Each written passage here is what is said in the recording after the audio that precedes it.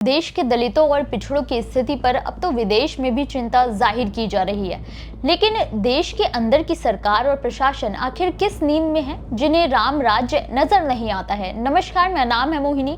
आप देख रहे हैं भीमसेना। पिछले 24 घंटे में दलितों के साथ होने वाली घटनाओं के बारे में जानेंगे, जो कहीं ना कहीं सवाल उठाती हैं कि कहीं जानबूझकर दलितों आदिवासियों को नजरअंदाज तो नहीं किया जा रहा ताकि उन्हें भी प्रवासियों की तरह देश से बाहर फेंक सके। दलितों से जुड़ा पहला मामला उत्तर प्रदेश के मथुरा जिले से है। मथुरा, जहां हर साल लाखों करोड़ों श्रद्धालु कृष्ण की नगरी देखने आते हैं, इसी धरती पर एक दलित युवक को न केवल मंदिर में प्रवेश करने से रोका गया बल्कि उसके साथ मारपीट भी की गई। ये घटना मथुरा जिले के गोवर्धन क्षेत्र के अडिंग गांव की है, जहां शिव मंदिर में कार्यक्रम के दौरान एक दलित युवक अपने एक साथी के साथ मंदिर गया था, लेकिन जब उसने मंदिर में प्रवेश किया तो मंदिर के संचालन ने उसे खरी खोटी सुनाते हुए मंदिर को अशुद्ध करने का आरोप लगा दिया। इतना ही नहीं, जब पीड़ितों ने इसका विरोध किया तो उन्हें लाठी डंडों से भी पीटा गया, लेकिन प्रताड़ना की हद यही नहीं रुकी।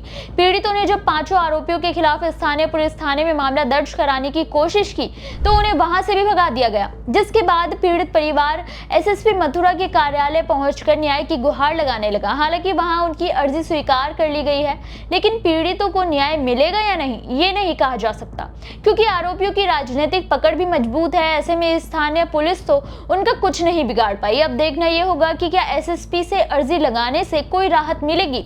वहीं सवाल ये भी उठता है कि इस मामले के सामने आने के बाद पीड़ित परिवार की सुरक्षा की जिम्मेदारी किसकी है। दलितों से जुड़ा अगला मामला नगीना सांसद और आजाद समाज पार्टी के मुखिया चंद्रशेखर आजाद पर धोखेबाजी का संगीन आरोप लगाने वाली उनकी कथित एक्स गर्लफ्रेंड रोहिणी घावरी को लेकर है। ऐसा लग रहा है कि इस बार वो पूरा मन बना चुकी है इंडिया वापस आने का, लेकिन इंडिया आने से पहले ही उनकी बड़ी बड़ी घोषणाएं सोशल मीडिया पर आ रही हैं। अभी हाल ही में घावरी ने आजाद पर नहीं, भीम आर्मी को ही टारगेट करना शुरू कर दिया है।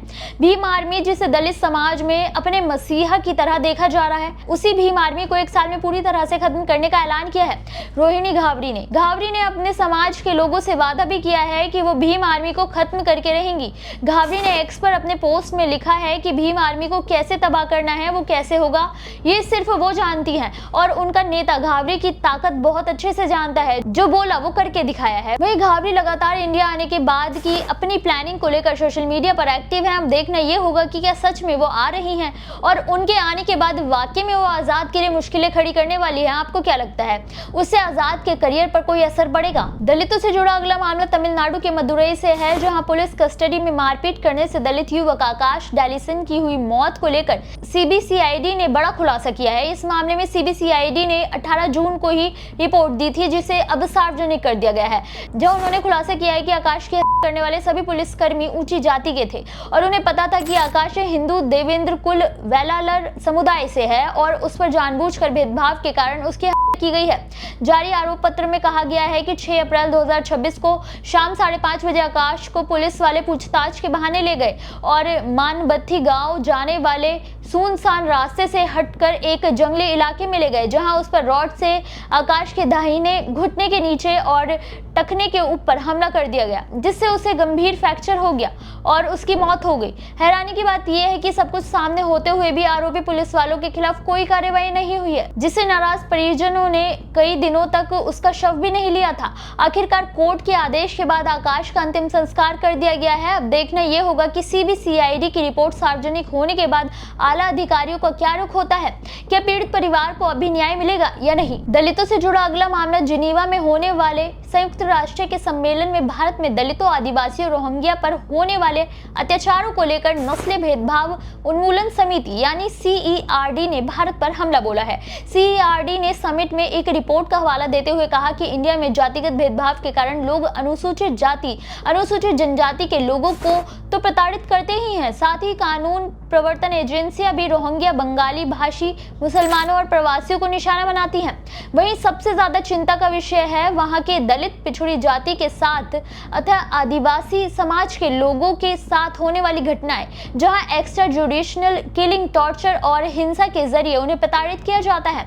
उनके अधिकारों का लगातार उल्लंघन किया जा रहा है, जिसके बाद सीईआरडी ने भारत सरकार से अपील करते हुए कहा कि देश में दलितों, पिछड़ों, आदिवासियों और प्रवासियों के खिलाफ जो नफरती माहौल पैदा किया जा रहा है, उसे सरकार को जल्द से जल्द निपटाने का कोई समाधान निकालना चाहिए। हालांकि अभी भारत की तरफ से इस मुद्दे पर जवाब देना बाकी है। अब देखना यह होगा होगा कि सरकार अंतर्राष्ट्रीय तौर पर उठे इस मुद्दे पर कैसे प्रतिक्रिया देती है। दलितों से जुड़ा अगला मामला यूपी के ही कानपुर से है, जहां जातिगत भेदभाव और बार-बार उत्पीड़न से तंग आकर हत्या करने की कोशिश की।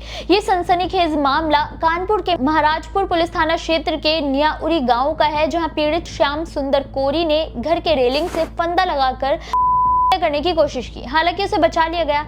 पीड़ित ने बताया कि वो गांव के कुछ लोगों के जातिगत टिप्पणी और उत्पीड़न से तंग आ चुका है। उसने उसे प्रताड़ित करने वालों के खिलाफ मामला भी दर्ज करने की कोशिश की थी, लेकिन पुलिस ने कोई सुनवाई नहीं की। आरोपियों में गांव का प्रधान भी शामिल है। श्याम सुंदर ने बताया कि कुछ समय पहले उनसे गाँव के काली मंदिर के जीर्णोद्धार के लिए चंदा देने से इनकार कर दिया गया था, साथ ही बेगारी करने से भी मना कर दिया गया था, जिसके बाद से वो लोग उसे लगातार परेशान कर रहे हैं। पीड़ित ने पहले भी 22 नवंबर 2025 को की कोशिश की थी। जब ये मामला सामने आया तब सेन पश्चिम पारा पुलिस स्टेशन में मामला दर्ज कराया गया है।